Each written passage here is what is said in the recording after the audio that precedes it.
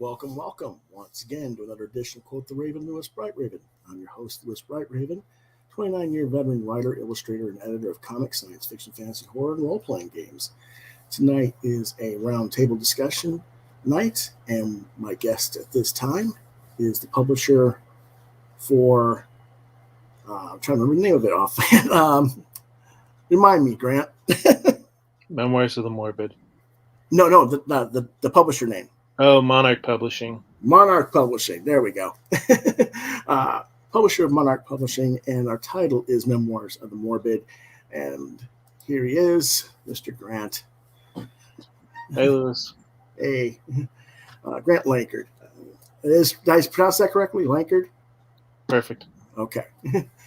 Alrighty. Now, I found Grant through our mutual friend Ted Davies on his channel as he was launching Grim 101 issue number 2. That's right.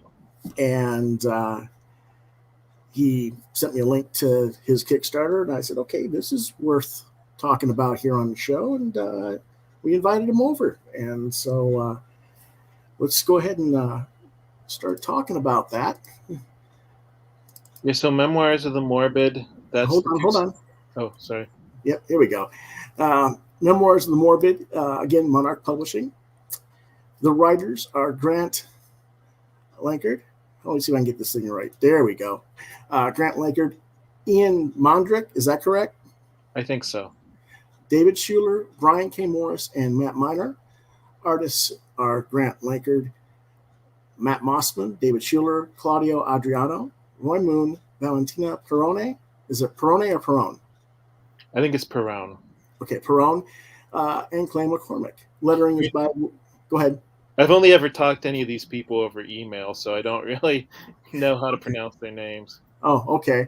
Lettering is William Stitchwell, and there's multiple covers to this book. The cover that you see right now is the one for the coaxial story, and we'll talk about each one of the covers as we get into this. But there's 5 variants, or 5 version covers, I should say, not necessarily variants. Right. Antonio Brando, Grant, and Roy Moon do the do-gooder version. I call them variants, all of them, but version, if you will. Clay McCormick and Russell Baggett is the one that does coaxial cover. This is the one you're seeing right now. Simone Guglielmini and Ron Riley do the trench coat killer variant. Mark Ollivant does the Kiss as Cold as the Grave variant, and Christian Palmieri and Roy Moon do the Succession clause variant. And now let's go ahead and talk a little bit more. Yeah, so this is a horror anthology. There's 5 self-contained stories. I'd say you could probably read all of them, like all of the stories, like in one setting. Mm-hmm. Maybe not all 5 of them at the same time, but you can read a story beginning, middle, and end, like during like a lunch break at work, which was part of the reason why I wanted to do this, because I don't know about you, but I'm kind of tired of the comic books that seem like they never have an ending to them. Never ending soap opera, sure. Like one issue leads right into the next issue, which leads right into the next issue. And then a lot of times then you have spin-offs and whatnot. So yeah, making this all 5 self-contained stories is very important to me. And the fact that they're horror is a lot of fun. Horror's always been used a lot for allegory, stuff like that. Especially, this is an homage to EC Comics. Right. So they certainly used these, used horror as an allegory. Right. Normally I would talk more at length about this. Like I said, this is a black and white anthology. It comes over 60 pages, correct? Yeah, it's going to be about 65, maybe 66. Okay. And again, you said it was an homage to the classic EC Comics horror titles such as Crypt of Terror, Tales from the Crypt, The Halt of Horror, and The Haunt of Fear. This is the second cover that you see. This is Antonio Brando, Grant, and Roy Moon's cover for the Do-Gooder storyline. Um, again, you can buy any one of the 5 covers in the Kickstarter, which we'll get to in a moment, or you can get all 5. There's different tiers in the campaign. You'll be my best friend for a day if you buy all 5. This is, again, the do-gooder one. The first one you saw was for the story Coaxial. And let's take a quick look at the other 3 covers, and we'll have you describe each story to us. This is Kiss as Cold as the Grave on the left, the Trenchcoat Killer in the middle, and the Succession Clause on the right. And that is the round out to cut what the covers look like. So, yeah, so Kiss as Cold as the Grave, that is Brian K. Morris's story, along with Claudio Adriana. This story is about classic Hollywood. It has a little bit of a retro feel to it. It takes place like during like 1950s maybe, and it's about a leading man who has a dark secret. Okay. And then the Trenchcoat Killer. The Trenchcoat Killer is my story. I did that with Valentina Perrone. This is kind of fourth wall breaking. It's about a kid who thinks his comic book is coming to life. In other words, stuff that happens in the comic book starts happening in real life. And we'll show some pages from this in a little bit. Cool. Then we have the Succession Clause. The Succession Clause, that was both written and illustrated by Dave Schuler. And this is about a knife that grants great power, but it slowly steals your soul. Okay. So, yeah, on the cover there, that's the gem that's on the hilt of the knife. You can kind of see all the souls trapped inside in there. Yeah, think of it as the Thundercat's sword, only the Thundercat's Eye of Thundera has the souls that suck into it. Right. That's exactly what I thought of it when I saw it. Like the Thundercats, but evil. Yes. Coaxial for the cover, real quick. We'll talk about Coaxial. So Coaxial is about a virus that is sweeping the country, and it is turning all these animals into like kind of bloodthirsty monsters. Is it just bloodthirsty or like zombified? Yeah, kind of zombified, actually. Okay. And you see on that cover, there's a woman kind of gripping her cat. Mm-hmm. She's built up. She's kind of a lonely woman, and she's built up this relationship with a cat. Mm-hmm. And she doesn't want to give up her cat. And I know you're a cat lover, so yeah. And maybe then, of we'll relate course, to that story. we also have lastly the Do-Gooder. Let's talk about that story real quick. So Do-Gooder is about a monster that is preying upon people who have already lost everything by going and he finds his victims at the sites of natural disasters. Okay. And he does good things, but in the process, he kind of tricks them. Right. Okay. Got it. Alrighty. Quite an interesting array of ideas and thoughts there. Thanks, Lewis. Now, this is the lead character, so to speak, your host, the Ghoul Master. Yeah, so the Ghoul Master is he's obviously kind of based on the Crypt Keeper, but it's also a little bit tongue-in-cheek. Like, for instance, he has trouble coming up with puns. Also, I mean, he's kind of an entitled celebrity. He doesn't feel like reading the same line more than once, stuff like that. Interesting. Okay. And then this is a pinup, maybe the first page panel of art from Kiss as Cold as the Grave. This is by Claudio Adriano with gray tones by Roy Moon. Yeah, as you can kind of see, this has a little bit of a retro feel, not just to the story and the setting, but also the art. People have kind of mentioned that maybe he has a little bit of a Jack Kirby style to his art. Well, I can see it, but just in general, that whole era of. But yeah, there is a Kirby-esque type feel to it on some of the stuff as well. So, That's an interesting thing. This is the one that's written by Brian K. Morris, by the way, folks. Yeah. Everybody knows Brian K. Morris, right? Well, I don't know if they do or don't. And this is The Trenchcoat Killer, which is Grant's story, drawn by Valentina Perron. And again, this is what you said is breaking the fourth wall. He's into comics, and the comic is actually telling what's going on in his actual life. Right. And the kid's also kind of obsessed with, horror films and slasher stuff and things like that. And he's kind of considered a reclusive outcast as a result. Yeah, so that's kind of one of the things that it's kind of kept ambiguous. Is this kid cracking up, or is the comic book coming to life? Or both. Fair enough. Yeah. It could always be both. It'll always be both, right?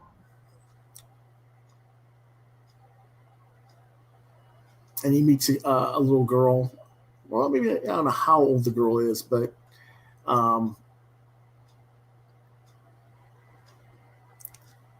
it's kind of weird that he talks about, how about we play about homicidal maniacs? Right. Yeah, and that's just to show that maybe he's not quite in the right headspace. Yeah, I don't think so. But of course, her mother comes and drags her away, and it's like, let's just say he's got problems. Right. He's playing with dead animals. Well, a lot of kids play with dead animals. I don't know if that's any big deal. Oh, really? Yeah. I guess it depends what you call it by playing with dead animals. Yeah. I know a lot of kids that would mess with roadkill and other stuff like that when I was young. Okay. I never personally did that, but I'm sure there are. Well, I didn't either, but I just know kids who did. I think a lot of them were just, and it wasn't like they were weird or anything. It was just like, well, they're dead, and I want, it's like biology class.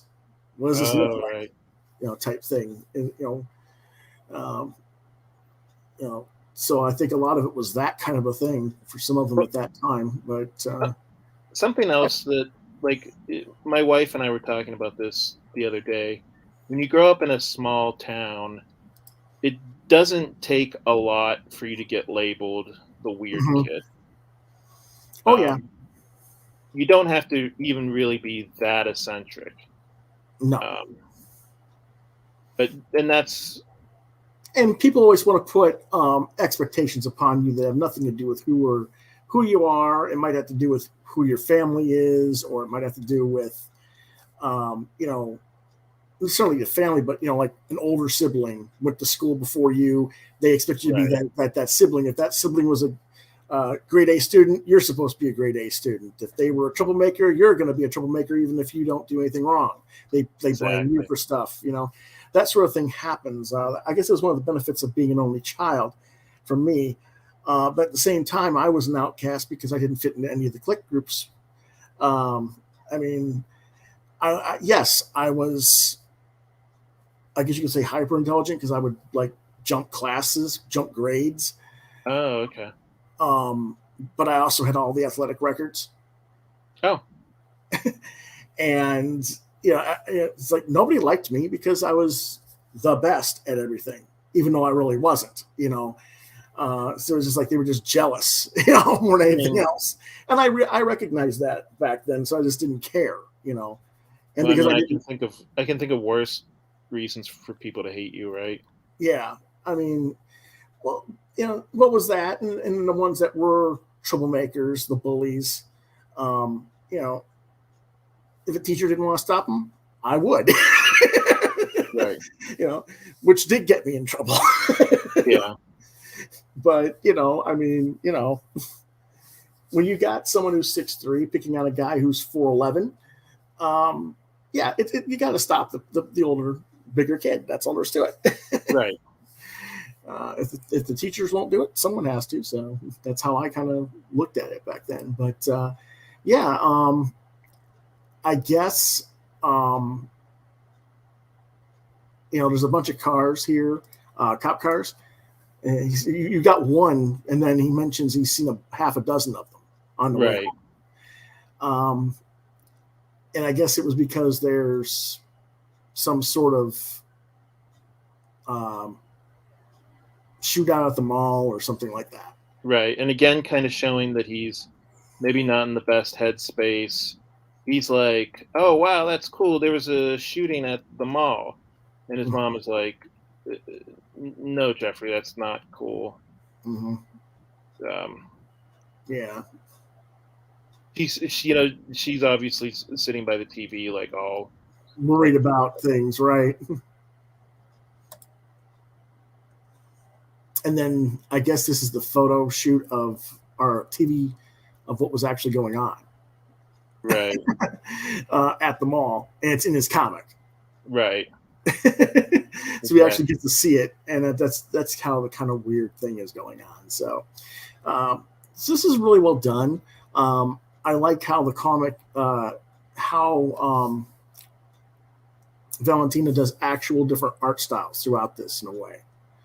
I mean, yeah, she's amazing, and she's actually pretty young too. I mean, I don't know exactly how old she is, but I know she's still in college.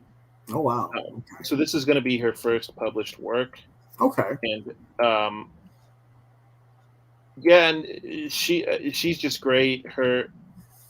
Like you said, her style is very unique. It almost has kind of like an etched kind of style. I like how it's kind of rough, but not necessarily sloppy. Mm-hmm. Yeah, I mean, I can't say enough good things about her art. Yeah, I really do like that stuff as well. Now, to be honest, it's for people who are looking for the classic EC style.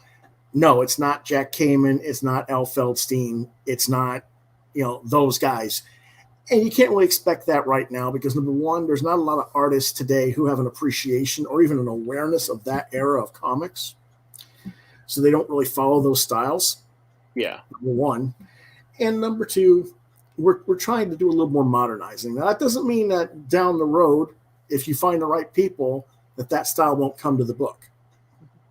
Yeah. Thank you for bringing that up. I probably should have mentioned that when I say it's an homage to the EC comics, I would say it's more like a modernized version of that, or it's maybe kind of in the same.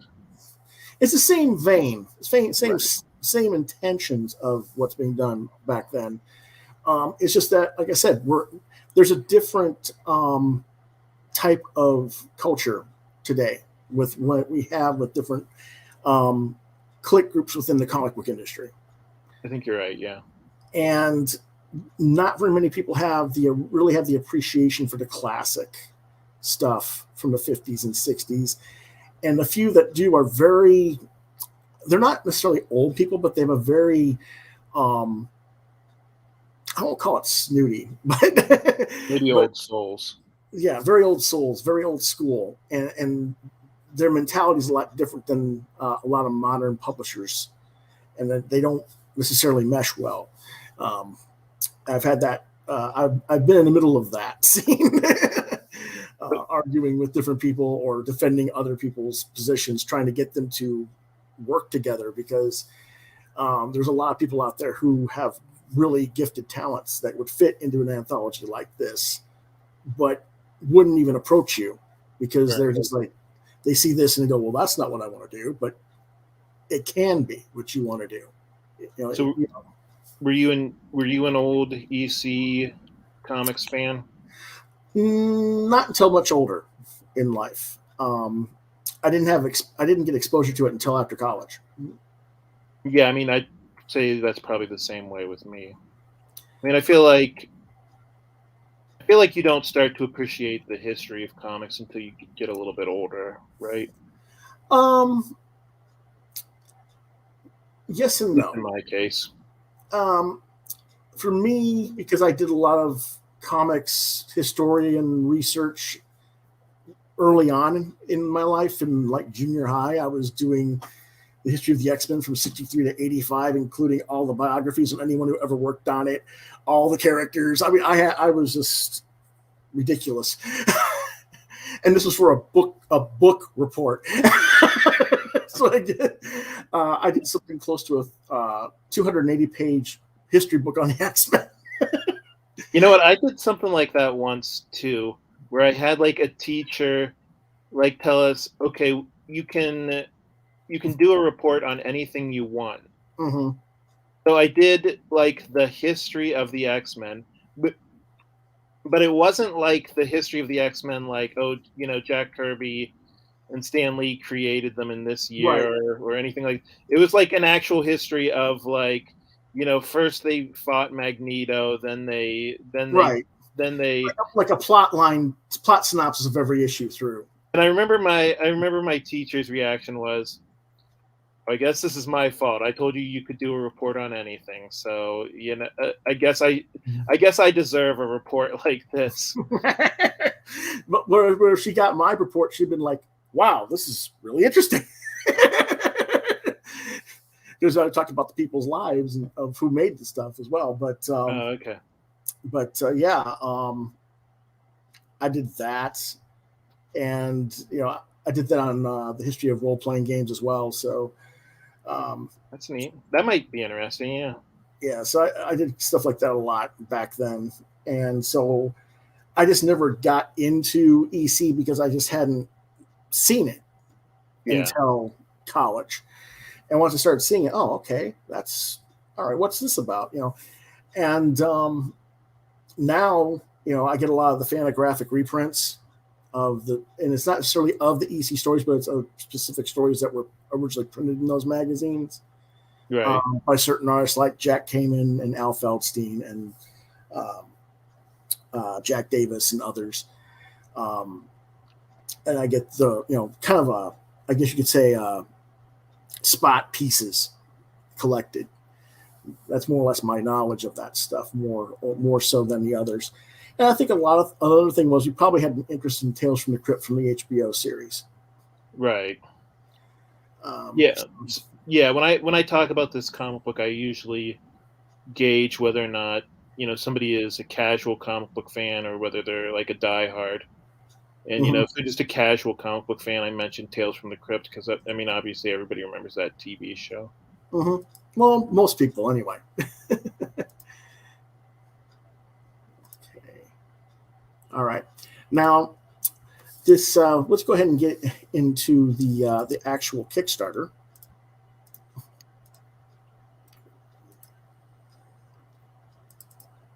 And this is, let me quickly copy that again and post that in our chat. Thank you so much. That is the direct link to the Kickstarter. So you can cut and paste that in there and go check it out. As you can see, they have 95 backers with 5 days to go. And they're about 70% roughly to the goal of $4,000 or $33.40. We've talked enough about it. Do you really want to show the video part of it, or? Yeah, why don't you show the video? I think the video turned out really nice. Okay. It's pretty cool. Greetings, ghouls and boils. I'm the Ghoul Master, a loving homage to horror anthology narrators of yesteryear. Wait, I'm an homage? Why didn't anybody tell me? You'll hear from my agent about this. But first, let's get to the heart of the matter. I'm here to tell you about the new horror anthology, Memoirs of the Morbid, on Kickstarter in time for Halloween. Memoirs of the Morbid is a black and white homage to classic horror comics from the 40s and 50s, containing 5 self-contained stories by some of the best indie comic creators out there. There's that word again. Better not find out homage is an insult. Anyways, Memoirs of the Morbid is completely done and ready to go to the printer. The comic will be on Kickstarter until Halloween, so don't make a grave mistake by missing it.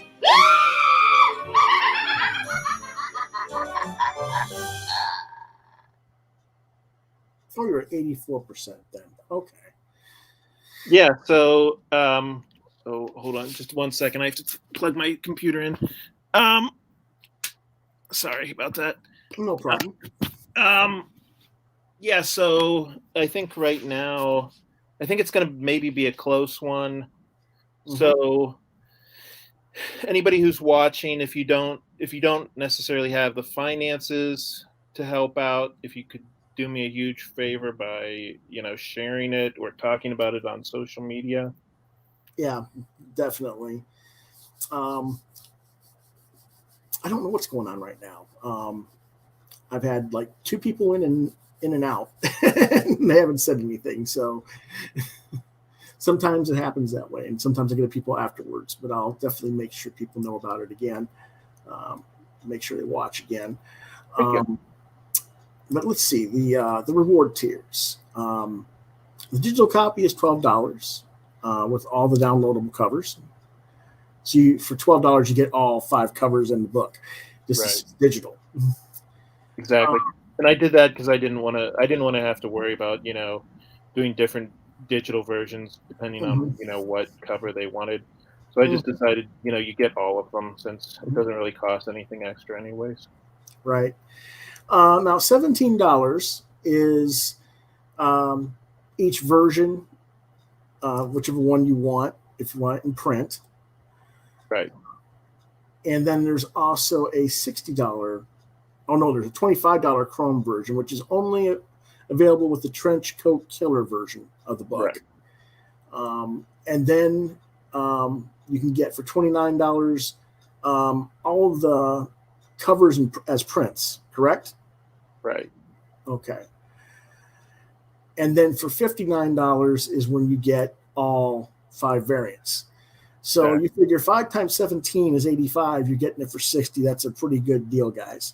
Exactly.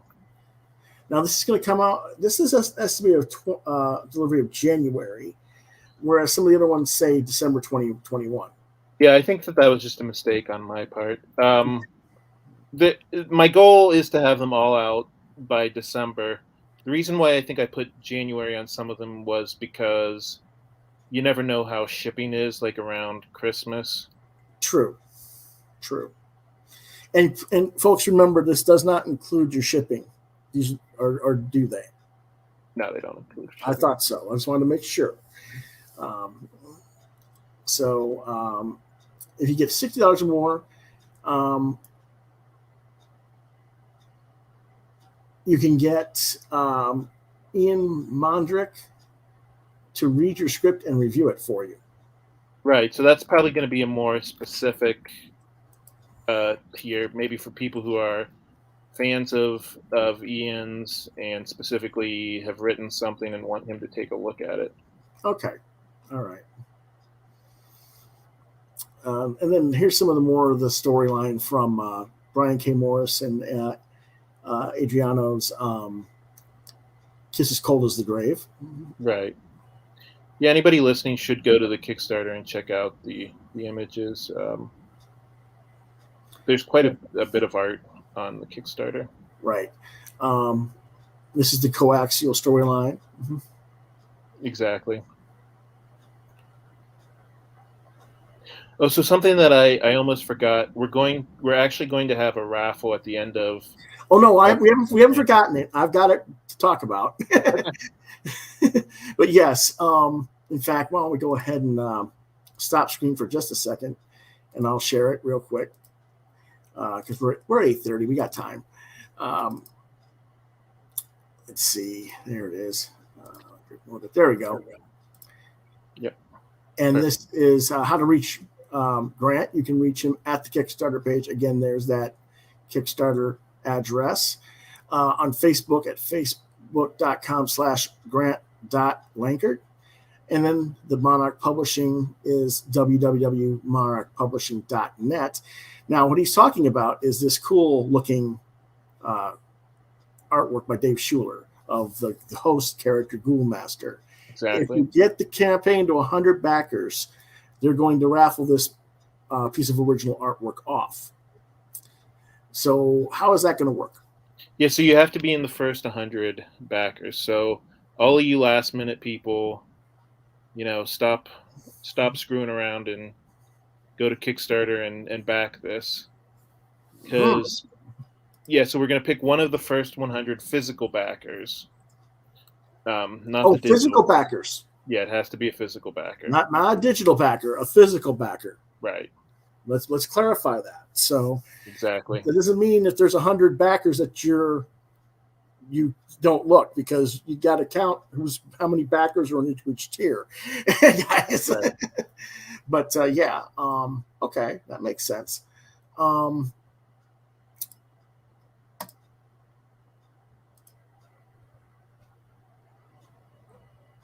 Let me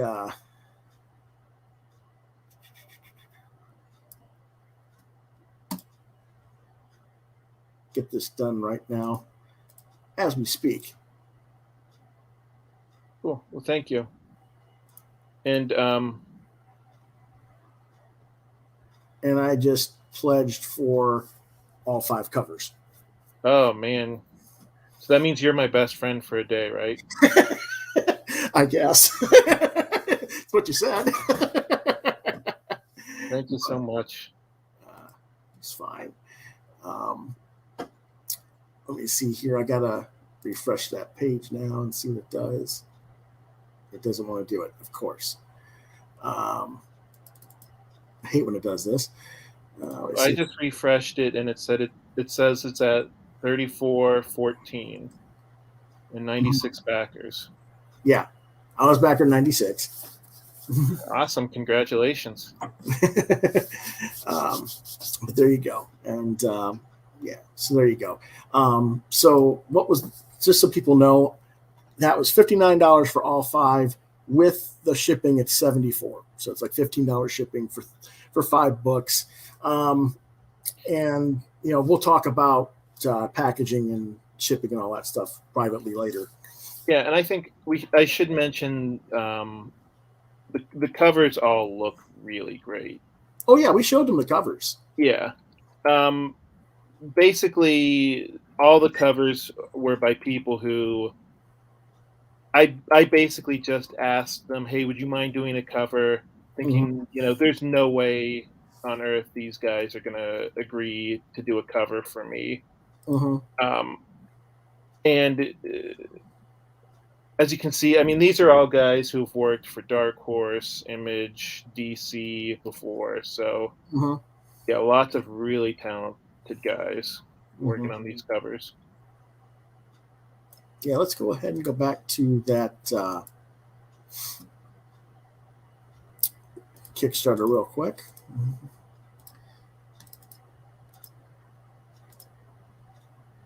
All right, this is the I gotta go into the other thing. This is Trenchcoat Killer. Trenchcoat Killer. This is by Simone. Yeah, Simone Guglielmini. Yeah, and Ron Riley. Right.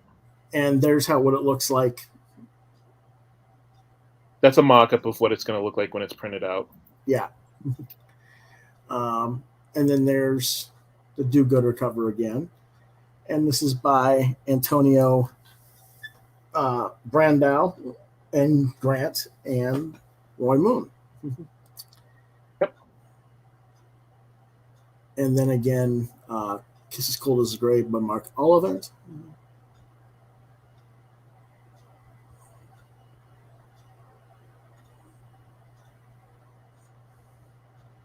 And then this is the Succession Clause cover by Christian Palmieri and Roy Moon. Right. So there's quite a few really nice looking covers here. For sure. And then the coaxial cover. Right. So.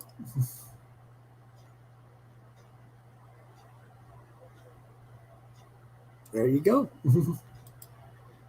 You have a favorite? I'm not sure. I don't know if I want to say. I think I might have a favorite one. Yeah, I mean, I like all of them.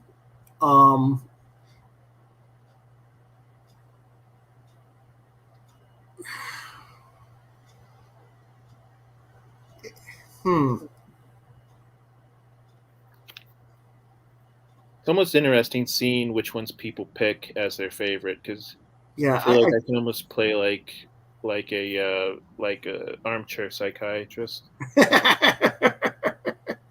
um, interesting.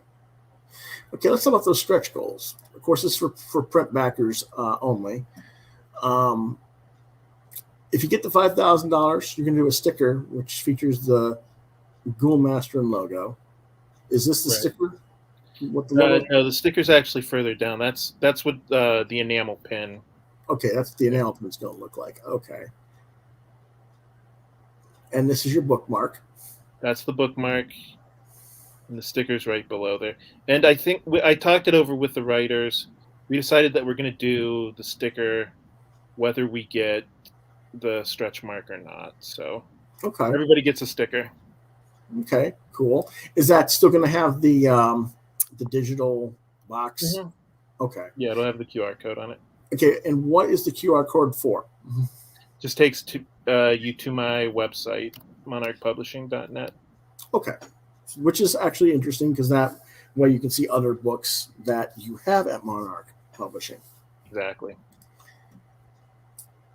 That's what I love about stickers. They're not just, I mean, customers love them, but they're also kind of free marketing, right? Mm-hmm. Speaking of Monarch Publishing, let's go ahead and show what that looks like real quick.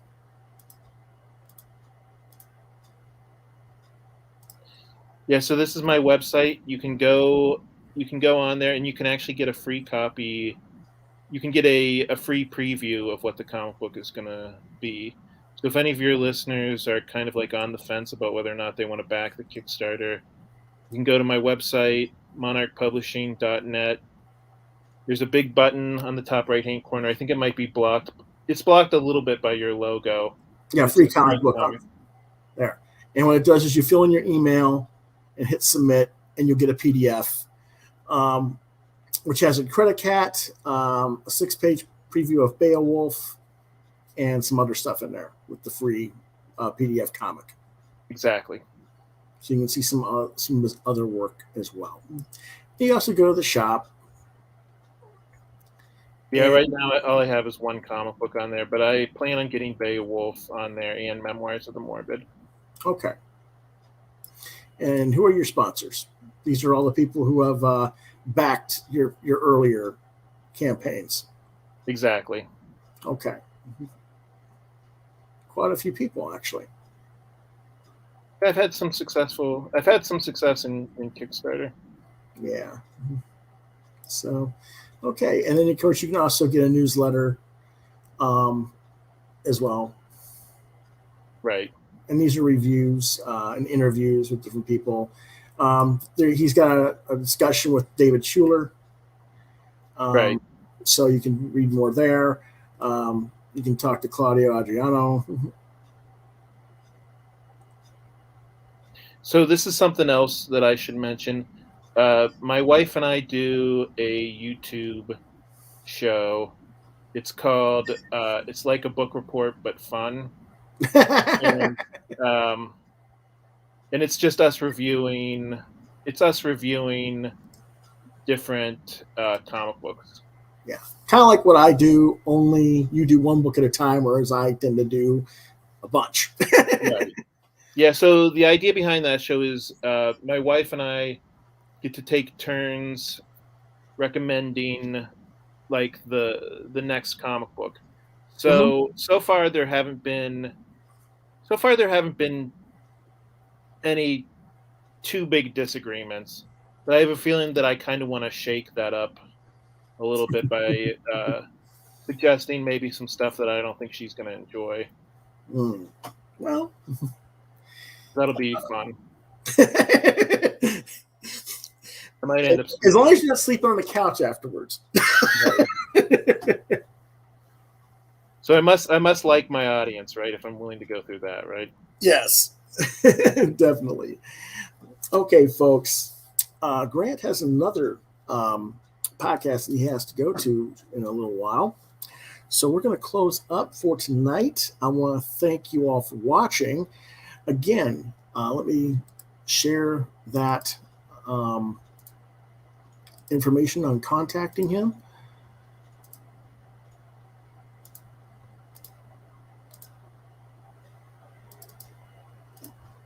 And again, you can go to the Kickstarter, and I'll put that Kickstarter address there as well.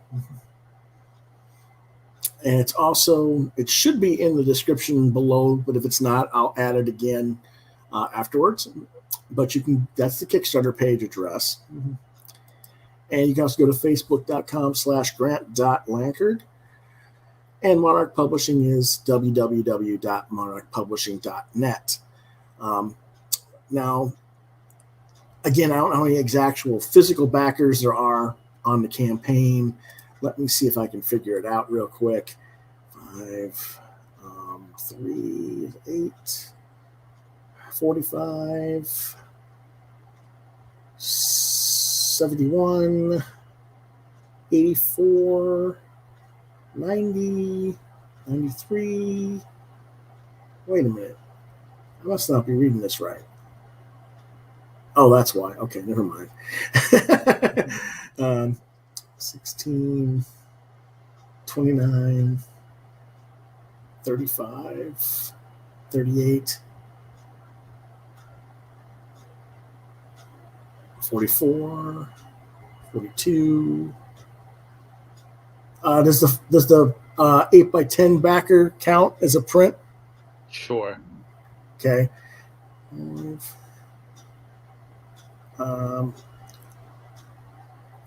I would say that there's about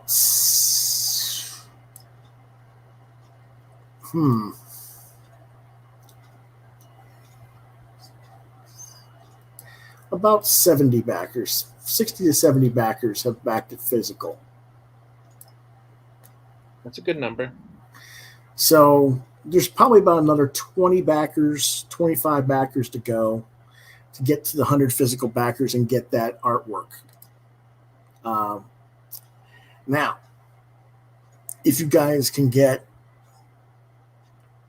250 backers, I'll do a Ghoul Master sketch for him. Oh, wow. That sounds awesome. And it'll be a full 11x17 original artwork cover type piece of the Ghoul Master. Cool. I'm going to hold you to that. Yeah, well, got to get to the 250 backers, but if they get it, I'll do it. Awesome. So you can add that as an extra tier if you want down the road here. Cool. How many did you say? 250? 250. Okay. I think that's fair because 250 will get you well past your 4,000 goal. Right. Oh, for sure. Yeah. 4 more, because 20 more backers might even get you over it, depending on what they buy. But let's I might even say 200. Let's go 200 backers. If we get 200 backers. Yeah, 200 backers. I'll do a pinup piece on that, and I'll actually draw it live on my channel. So we're gonna have to get to work if we want to get 200. But so anybody out there listening, you heard them. Yep. And you can even cut this. You can record it out of the video when it replays on YouTube. You can cut, paste it, and put it on your page if you want. That's an idea. That way, people will know. Right. So yeah. So I'm gonna definitely hold you to that. Oh, no problem. And I'll put that on Facebook as well once I'm off here. Alrighty then. It's 8:45. That closes us out, folks. So I want to say thank you all for watching, and we'll be back tomorrow with our